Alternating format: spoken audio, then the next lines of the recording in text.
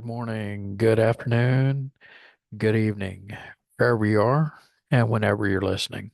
I'm Jeremiah Ridge, and this is the American Reckoning Podcast, where faith leads, history speaks, and truth and light will endure.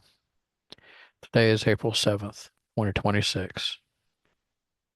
Before I start out, I want to let you know this podcast is grounded in a simple belief. We don't examine politics through the lens of faith and through the context of history. We don't lead with wisdom, react with emotion. And when we react without understanding, we repeat the very mistakes history has already warned us about. This is not a partisan platform. This is a place to ask hard questions, to seek primary truths, and to hold leadership accountable without fear, without favor, and without blind loyalty. Because history is not something that we study, it is something that we are actively writing right now. To be honest, this episode wasn't planned. I had another topic ready to go, so bear with me if I stumble a bit through this tonight. It's been a long day, but over the last 8 hours now since getting off work, I've been putting this together because I felt a sense of urgency. That urgency was driven by the rhetoric we've heard this past week from President Trump, Secretary of Defense Pete Hegseth, about the looming deadline, April 7th, today, in a few hours, and potential and historic consequences if their words become action. Because what has been suggested, what has openly been discussed, begins to resemble something we haven't seen from the United States in generations: total war. So, what does total war really mean? And are we willing to go there again? Tonight, we're going to walk through this step by step. We're going to define what total war actually is, what it has looked like in the past from World War II, and what we're seeing today in places like Gaza, Lebanon, and the Ukraine. We'll look at what President Trump and Secretary Hegseth have said and why those words matter. We'll break down what is legal, what is not, based on international agreements that the United States has signed, those agreements that the U.S. has not signed, and the U.S. military's own rules of war. We'll also confront the hard truths, why many Americans believe it may be time to take the gloves off after decades of fighting wars in Vietnam, Iraq, and Afghanistan under rules that were designed to limit civilian harm, but some argue came at the cost of American lives. And then we're going to walk through reality. What would actually look like if a modern nation like Israel had its infrastructure systematically destroyed. Not in theory, but in human terms: water, food, hospitals, children, innocence, and the unintended consequences that often follow, because the Iranian regime does not represent all its people. In many estimates, it holds firm support of only a fraction of the population, about 20 to 30%. Much of its military capability is mobile, hardened, and not fully dependent on fixed infrastructure like the power grid. History tells us something else. When nations are attacked at scale, people don't always collapse. Sometimes they rally. And we'll have to ask one final question along the way. If restraint has, in part, prevented attacks from reaching American soil, what happens if that restraint disappears, and are we prepared for it? So tonight, we're not just asking what is possible, we're asking what is lawful, what is strategic, and what is right. Before we go any further, we need to define what we're actually talking about, because total war is one of those phrases that gets used, but it's not often always understood. Total war is not just war at a large scale. It's not just more bombs or more troops. Total war is a shift in how war is fought. It is when a nation commits its entire economic, industrial, and civilian capacity to the war effort. And just as importantly, when it begins to treat the enemy society as part of the battlefield. That means factories become targets, railways, bridges, and supply lines become targets, power grids become targets, food production, and increasingly, the systems that sustain civilian life become part of the strategy. In total war, the line between soldier and civilian begins to blur, not always by intent, but almost always in outcome. And historically, when nations cross into total war, the objectives change. It's no longer just defeat the enemy's military. It becomes break the enemy's ability and sometimes their will to continue. The clearest example of the 20th century of total war is World War II. This was a conflict where entire nations around the globe were mobilized. Industries were converted overnight. Civilian populations were directly affected on a massive scale. Across the war, it is estimated that 70 to 85 million people died, and the majority of those deaths were civilians. Entire villages, cities, and towns were razed or sustained millions of dollars of damage. Towards the end of the war, Germany sustained bombing campaigns that leveled entire urban centers. In Japan, firebombing raids killed over 100,000 people in Tokyo in a single night. And by the end of the war, two atomic bombs killed over 200,000 people in Hiroshima and Nagasaki, either immediately or from the radiation. Hiroshima and Nagasaki were not random targets. Both had real military and industrial significance, command centers, production facilities, logistics hubs. But they're also cities filled with civilians. And that's the reality of total war. The line between military target and civilian life doesn't just blur, it disappears. The cost wasn't just human, it was structural, economic, generational, and entire regions were reduced to rubble. And yet, this is the point to as a war that worked because it ended in total defeat of enemy regimes and was followed by reconstruction. Now let's fast forward to today. Total war hasn't disappeared, it's evolved. Look at Russia's war in Ukraine. Since 2022, tens of thousands of civilians have been killed. Multiple cities have been heavily destroyed. Infrastructure has been repeatedly targeted. The World Bank estimates the cost of damage from reconstruction in Ukraine at over $400 billion. Russia has targeted power grids, energy systems, heating infrastructure, especially in the winter, not just to win battles, but to pressure the population. And in response, the United States, along with its allies, has strongly condemned these actions, calling them attacks on civilian infrastructure, violations of international law, and in some cases, potential war crimes. Now look at Gaza. Recent conflict has resulted in tens of thousands of deaths, significant number of civilians displaced, and widespread destruction of infrastructure. Entire neighborhoods have been leveled, hospitals overwhelmed, water systems degraded. And in Lebanon, particularly in the border regions, we've seen civilian displacement, infrastructure damage, and ongoing instability. And here too, there's been a global reaction. Israel's faced international criticism, diplomatic pressure, and protests across multiple countries, including many concerns raised by international organizations, allied governments, and voices even within the United States. Now, Israel maintains it's targeting militant groups embedded within civilian areas, and that remains part of an ongoing debate. But across all these conflicts, one pattern is clear. When civilian infrastructure is struck, when civilian populations are heavily impacted, the world responds. In each of these cases, you don't just fight the military, you strain the systems that support life itself.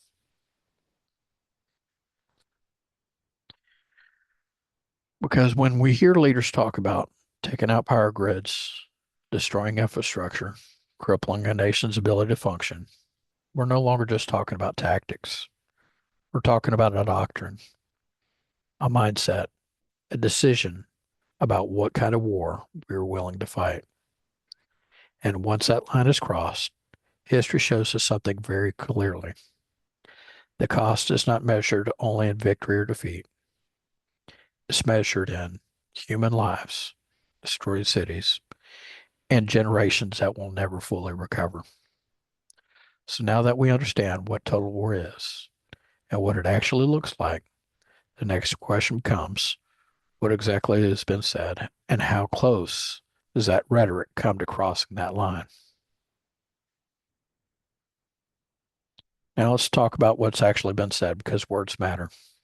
In recent days, President Donald Trump stated during an address to the nation on Wednesday, April 1st, we're going to hit them extremely hard over the next 2 or 3 weeks. We're going to bring them back to the Stone Ages where they belong. Shortly afterwards, Secretary of War Pete Hegseth echoed that same sentiment, posting on X, formerly known as Twitter, back to the Stone Age. President Trump has since then followed up with similar tweets or posts on Truth Social, echoing those same sentiments. Now, to be fair, some will hear that and say this is strategy, that this is pressure, and that this is meant to force Iran to the table, to create urgency, and to avoid a longer war. And many, myself included, hope that's exactly what it is. That this threat-laden rhetoric is meant to compel and not to be carried out. But here's the problem. Rhetoric like this, especially when it becomes public, repeated, and amplified, doesn't just influence your adversary. It shapes the battlefield. Because when you openly talk about destroying infrastructure, collapsing a nation's systems, and send a country back to the Stone Age, you're no longer speaking in limited military terms. You're signaling a willingness to expand the scope of war.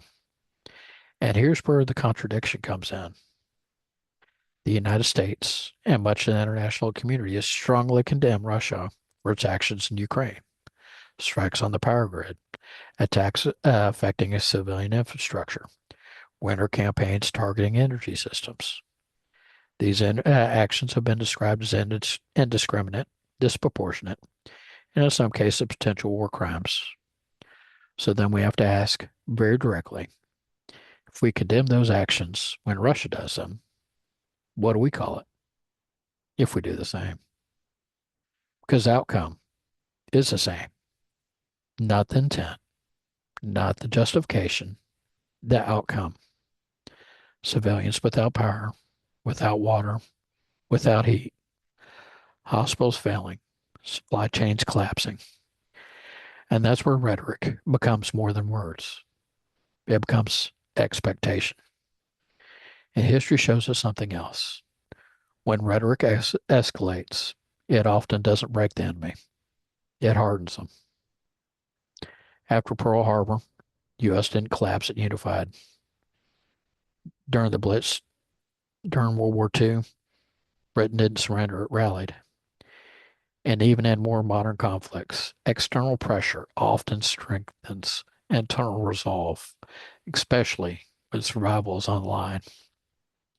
And that matters here because Iran is not negotiating from a position of comfort. The Iranian regime is fighting for its very survival. And when survival is on the line, threats alone rarely produce surrender. More often, they produce resistance. So the question becomes, is this rhetoric a calculated strategy? Or is it setting expectations for a path we may not fully be prepared to take? Because there's a difference between projecting strength and committing to escalation. And that brings us to something worth remembering. Theodore Roosevelt once said, speak softly, carry a big stick. Simply put, strength paired with restraint. But what we're seeing now feels like something very much different.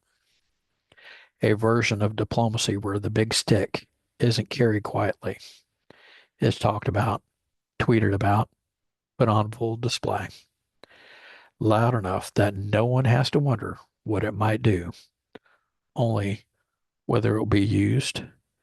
And maybe that's the question we're left with. Not whether America has a big stick, but whether we understand the consequences of swinging it in this way.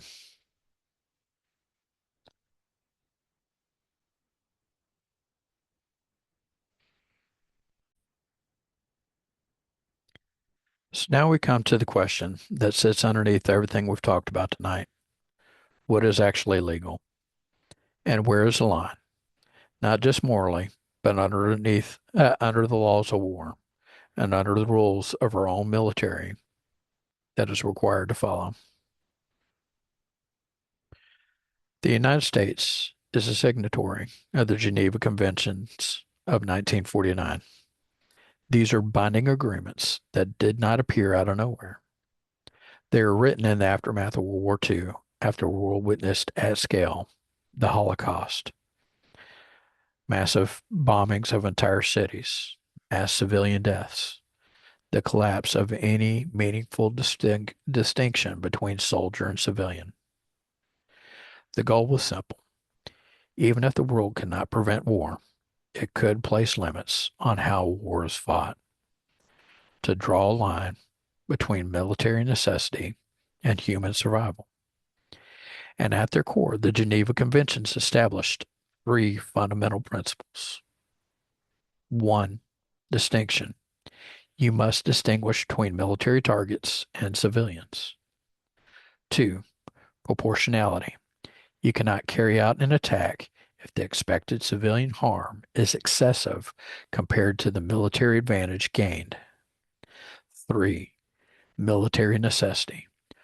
Force must be directed at legitimate military objectives, not punishment, not destruction for its own sake.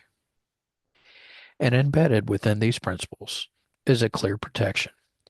You cannot deliberately target civilians or the systems necessary for their survival.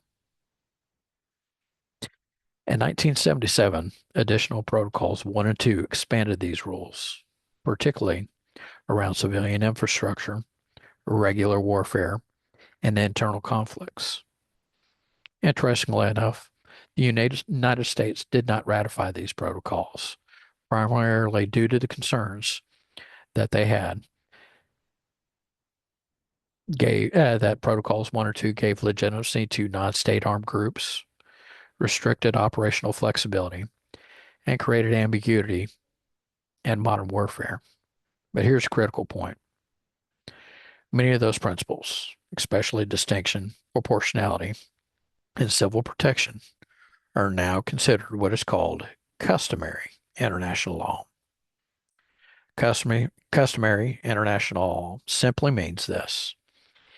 Even if a country didn't formally sign every protocol, if these rules are followed consistently by nations around the world, they become the standard everybody is expected to obey.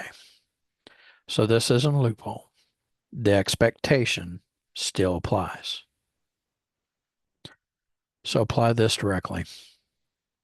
If you deliberately target power grids, water systems, food infrastructure, knowing that the outcome will be shutting down hospitals, water becoming inaccessible, food systems collapsing, you're no longer just targeting military capability. You're impacting civilian survival as part of the strategy. And that is where legal justification becomes extremely difficult and where accusations of war crimes begin. Now, this isn't rhetorical. Oh, sorry, this isn't theoretical. In 2023, the International Criminal Court issued an arrest warrant for Vladimir Putin.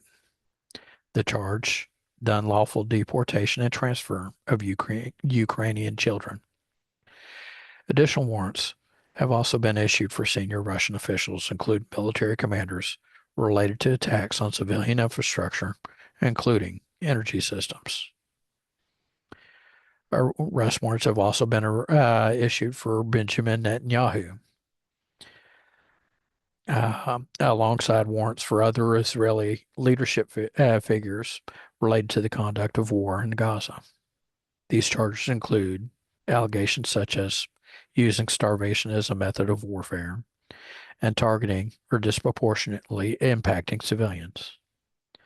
Now, there is an important limitation here. The International Criminal Court is not universal. Roughly 124 countries are members out of 195 countries in the world. So we're talking about two-thirds of the global community, including many of America's closest allies, operating underneath this legal framework. And it's not just small nations. Some of the most prominent members include the UK, France, Germany, Italy, Canada, Japan, most of Europe, most of South American countries, and a large portion of African countries. But there's also major powers that are not members, most notably the United States, Russia, China, and Israel. So enforcement is limited, but the standards still exist, and it is being applied right now to world leaders. Now, there's something else that has happened this past weekend. Secretary of War Pete Hegseth has removed several senior Army leaders, including four-star General and Chief of Staff of the U.S. Army, General Randy George, along with a couple other generals. These are not minor roles. The Army Chief of Staff is the most senior officer in the entire military, and removing leadership at that level, especially during active operations, is extremely rare.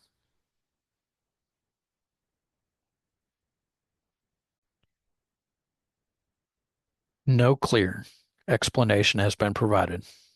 So let's be clear. This is where speculation begins.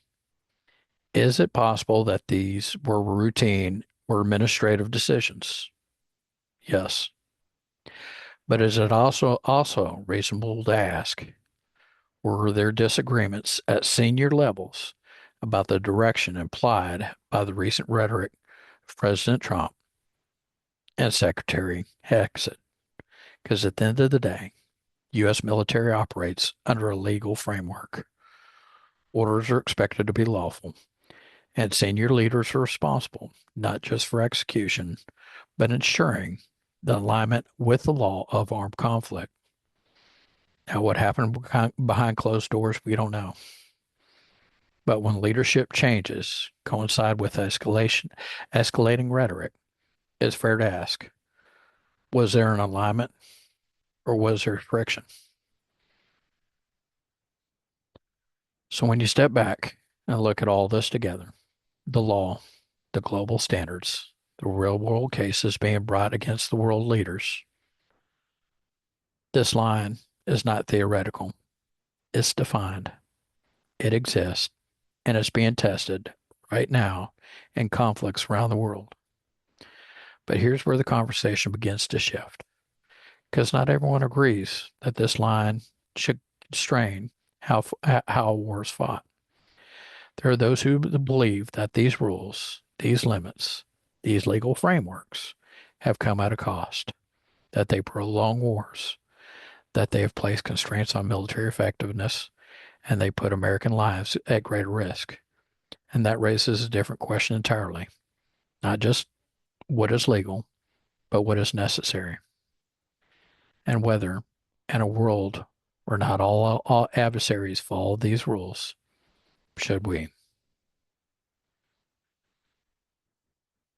Now, before we go any further, we need to confront that argument that was just made that many people quietly or often openly would make.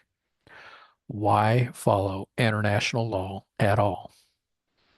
If war is about survival, if war is about winning? And why place limits on it? There are those who would argue this. If the United States goes to war, it should go to win decisively. That means overwhelming force, total dominance, and making the costs so high, so unbearable, that the enemy collapses quickly. Because the argument goes, the faster the war ends, the fewer lives are lost in the long run. Fewer American lives, fewer years of conflict, fewer resources drained. And from that perspective, restrictions like rules of engagement, limits on targeting, concerns over infrastructure, those aren't safeguards. They're liabilities. They're seen as constraints that give the enemy time, allow them to regroup, and ultimately put American servicemen and women at greater risk. And this argument goes even further. It points out that in many modern conflicts, our adversaries have not followed these rules at all, not even the Geneva Convention. That in war since World War II, whether it's an insurgency group or state actors, there have been repeated violations of the most basic principles, blurring the lines between civilian and combatant, operating within civilian populations, targeting civilians directly, or ignoring the basic protections outlined in the Geneva Convention for the care of prisoners of war. And so the argument becomes, why should one side fight with restraint when the other side does not? Why should one side follow the rules that the other side ignores? This perspective often points to events that happened in Vietnam, Iraq, and Afghanistan, where wars dragged on for years, where victory is not clearly defined, and where many believe restraint came at a cost. And so the conclusion some draw is this. If you're going to fight a war, you don't do it halfway. You end it as fast as possible with overwhelming force so that no one wants to fight you again. Now, whether you agree with that or not, that is a real argument. And it's one of those that has existed throughout history, especially after long, costly wars. But here's the question we have to ask next. If that is the path, what does it actually look like? Not in theory, not on a map, but in the lives of real people. Because once you remove the limits, once you accept that anything is on the table, the consequences don't stay abstract. They become human. And that's where we need to go next. So now we have to answer the question that's been building beneath everything that we've talked about tonight. What does this actually look like? Not on a map, not in a briefing, but on the ground. At the end of World War II, entire nations were shattered.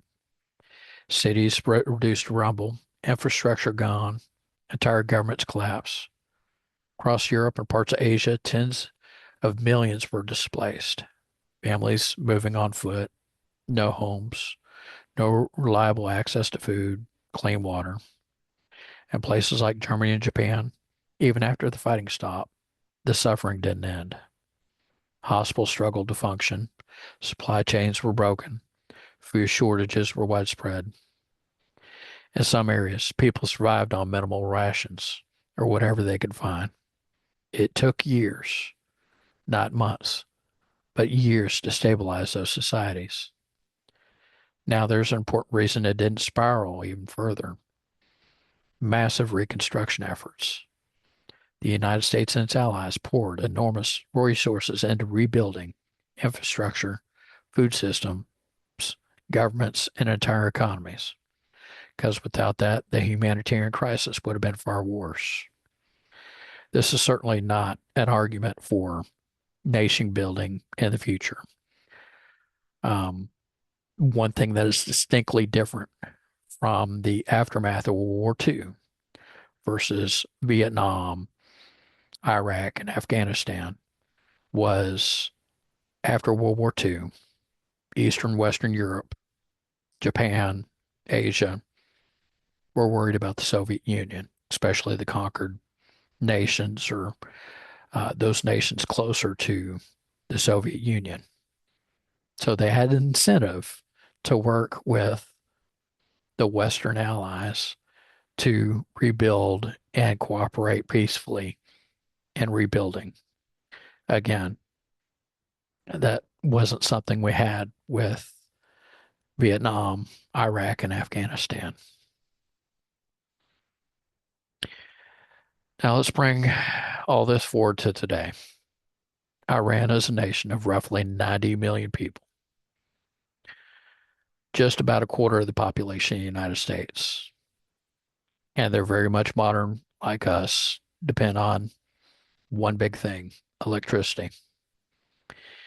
If large portions of Iran's power grid were taken offline, the effects would cascade almost immediately. Hospitals would begin to fail. Yes, backup generators exist, but they're limited, just like they are here in the United States when we have natural disasters. Fuel eventually runs out, systems fail.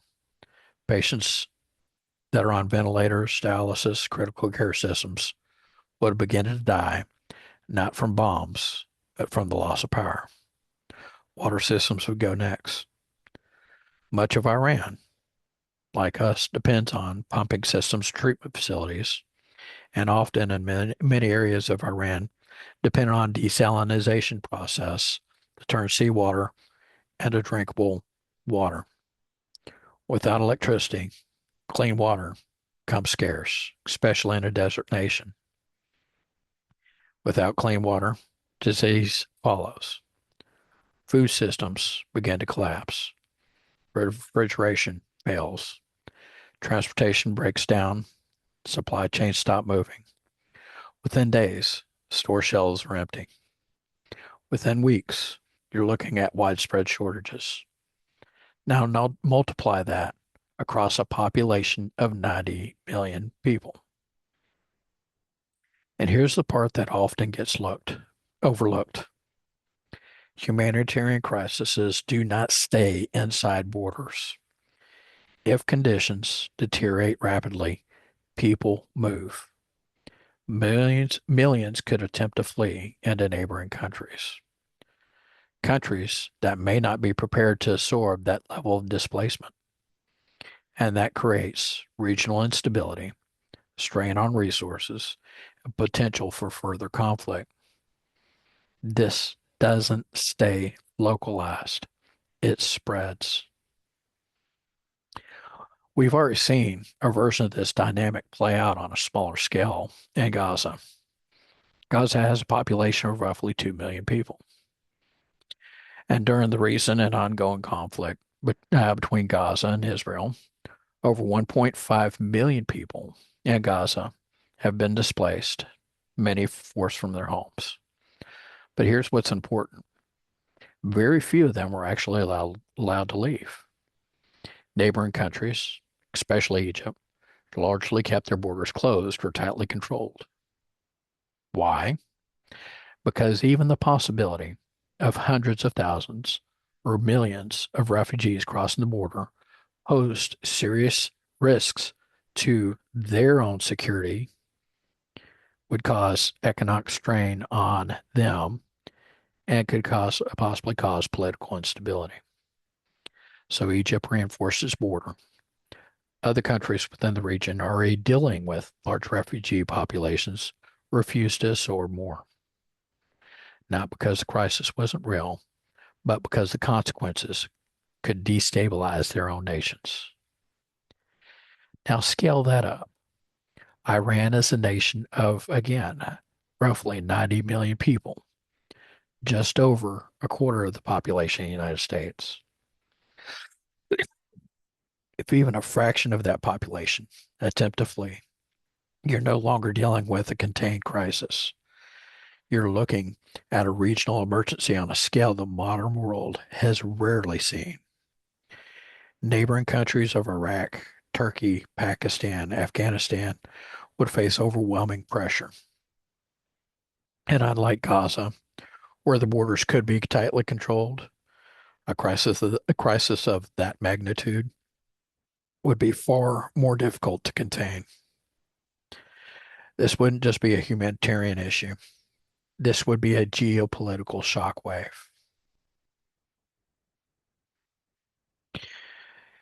There's another layer to this, one that often gets lost in geopolitical discussions.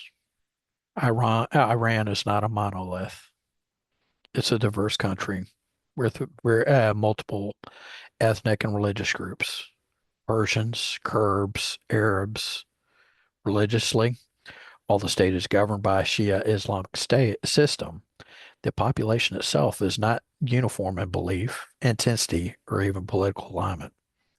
There is a spectrum of hardline supporters of the regime, roughly about 20 to 30% of the population, to ordinary citizens, to a large portion of the population who are openly opposed to it, which means this.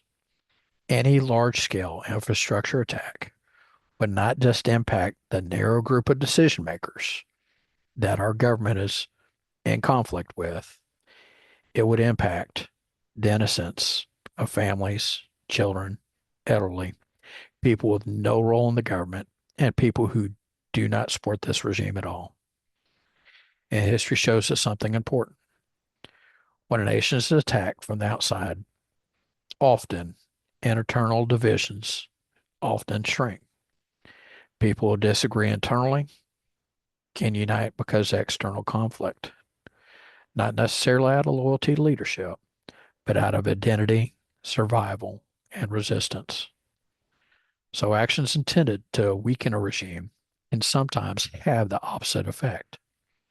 They can consolidate resolve, strengthen national unity, and end up prolonging a conflict. So when we talk about bringing a nation back to the Stone Age, this is what that means. Not just military targets, but hospitals going dark, people going without clean water, families without food, and millions of people facing a level of disruption that doesn't end when the bombs stop. So now we come back to the question, the one at the center of everything tonight. Not just can it be done, not just would it work, but is this a line we're willing to cross?